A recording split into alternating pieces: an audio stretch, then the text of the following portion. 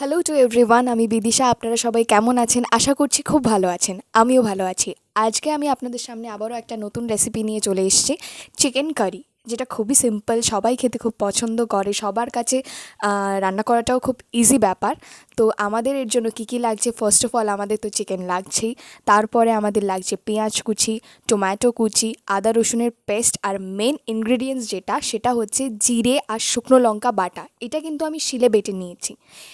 এই রেসিপিটার মধ্যে এমন একটা টেস্ট আনবে এই জিরে আর শুকনো লঙ্কা বাটাটা, আপনারা খেয়ে মানে সত্যি কথা বলছি পাগল হয়ে যাবেন। তো আমি প্রথমেই চিকেনটার মধ্যে নুন মেখে নিলাম। হাত দিয়েই মেখে নিচ্ছে, হাত দিয়েই সবাই মাখে, আমিও মেখে নিলাম। খুব ভালো করে নুনটা মেখে নিয়েছি। তারপরে আমি কড়াইয়ের মধ্যে তেল গরম করে নিয়েছি। এই যে দেখতেই পাচ্ছেন আপনারা, পাশেই হাঁড়িতে ভাত হচ্ছিল, ভাত করছিলাম। কড়াইয়ের মধ্যে আমি এবার ফার্স্টেই দিয়ে দেব পেঁয়াজ কুচি।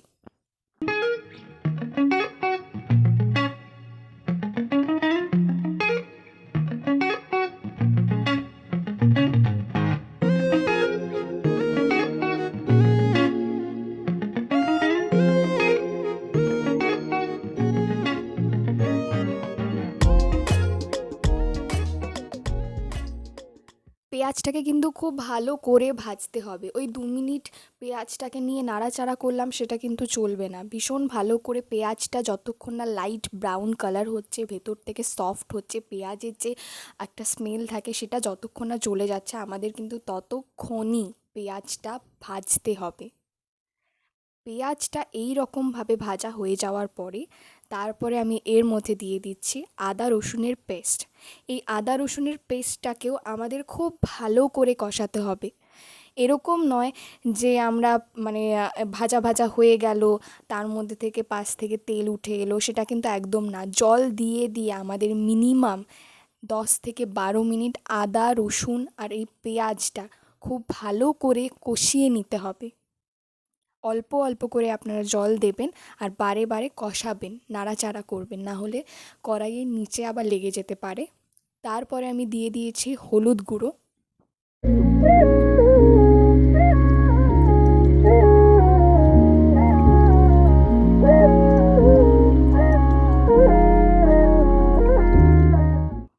এরপরে আমি দিয়ে দিচ্ছি টমেটো কুচি। টমেটো কুচিটাকেও বেশ ভালো করে এটার সাথে কষিয়ে নিতে হবে। রান্নার মানেই হচ্ছে কষানো।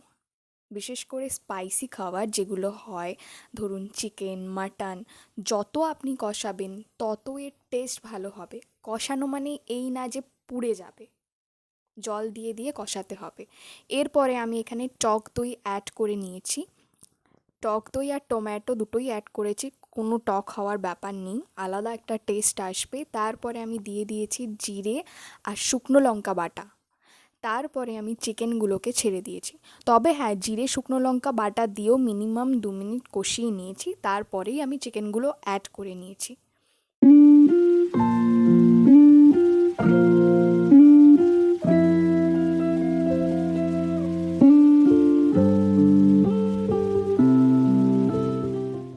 মাংসটাকে খুব ভালো করে কষিয়ে নিতে হবে। মাংস যত কষাবেন তত টেস্ট আসবে। একটু একটু করে জল দেবেন আর কষিয়ে নেবেন। আমি এখানে শুকনো লঙ্কার গুঁড়ো অ্যাড করেছি, এটা জাস্ট কালারের জন্য। এটা কিন্তু কাশ্মীরি রেড চিলি পাউডার নয়, নর্মাল শুকনো লঙ্কার গুঁড়ো। সেটা আমি অ্যাড করে নিয়েছি, খুব একটা ঝাল হয়নি।